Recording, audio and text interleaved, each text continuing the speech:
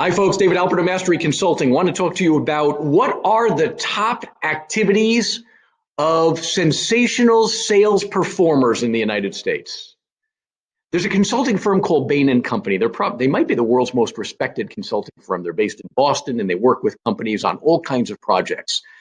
Bain put together what they called a white paper of information and statistics on what makes the world's best sales professionals. And I think you're going to want to hear their conclusions. Bain is highly respected. When I came out of college, I was even contemplating applying for a job there. I respect them as consultants and coaches for companies very, very much.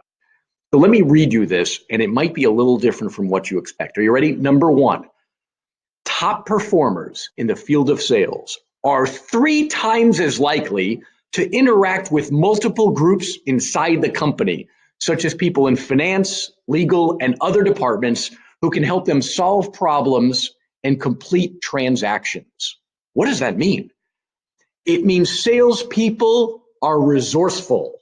The greatest of salespeople are resourceful, and they will run around all over the company finding people to help them solve problems, fix things. They'll grab resources. They don't stay quietly behind a desk, if you will, when there are problems on transactions. They'll drag anybody and everybody into it to make sure it gets done and close the frickin' thing. Does that make sense?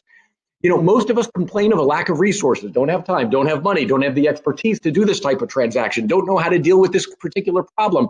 The problem is not a lack of resources. The problem is a lack of resourcefulness. The world's best sales professionals are resourceful. They'll get anyone and everyone involved to solve the deal. And then, by the way, they now have allies to solve other deals in the future. And they also know how to handle those transactions in the future so they can add those transactions or transaction types to their tool belt. Does this make sense? I have a mortgage loan professional, company owner, branch manager that I work with privately, who impresses me so much because he was talking to me a number of months ago about how he will solve transactional problems. And he's just a creative problem solver. If there's, for example, if somebody needs capital, he'll provide a personal bridge loan to them in order to get them through the transaction. Or if they need credit repair help before doing the mortgage loan, not only does he bring in the credit resource, but he knows so much about the credit process, he can coach them through it himself. Well, if we do this, it'll affect credit score by this much within a certain amount of time. Because he used so many credit repair experts to help him with transactions in the past, he's become the expert himself, if that makes sense. He's also talked about, he will solve any problem. He prides himself on getting anything closed, if you will. But that's the characteristic of the world's top sales professionals. 3 times more likely to interact with multiple groups inside the company, such as people in finance or legal or other departments in your business, you can determine who that applies. Number 2, are you ready? Second quality of the world's best sales professionals. They are twice as likely to collaborate with their peers, even though the structure of the company does not necessarily suggest that they work together or get compensated together. In other words, the world's best sales professionals reach out to other sales professionals constantly also for recommendations on how to handle transactions or even involvement once in a while on a pro bono basis. They're unafraid to seek resources. Kind of sounds like the first one, doesn't it? Okay, number 3, this is important. The world's top sales professionals are 50% more likely to have weekly pipeline reviews with their direct supervisors. Okay, what is that? This is accountability.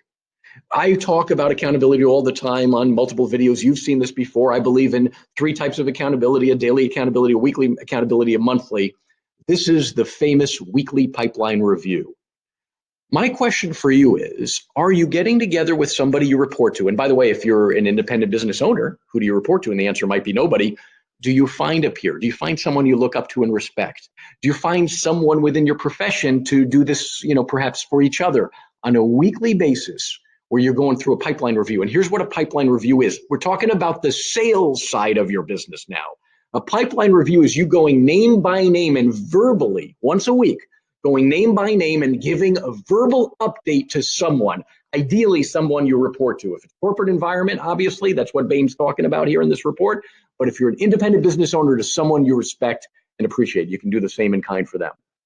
Okay, Adam, here's the status on Adam. Brenda, here's the status on Brenda. Claire, I didn't do anything with Claire this week. Daniel, I spoke to him and here's where he is in the process. And you go name by name once a week with someone, but the weekly discipline is crucial. The world's best sales producers are 50% more likely to have weekly pipeline reviews with direct superiors.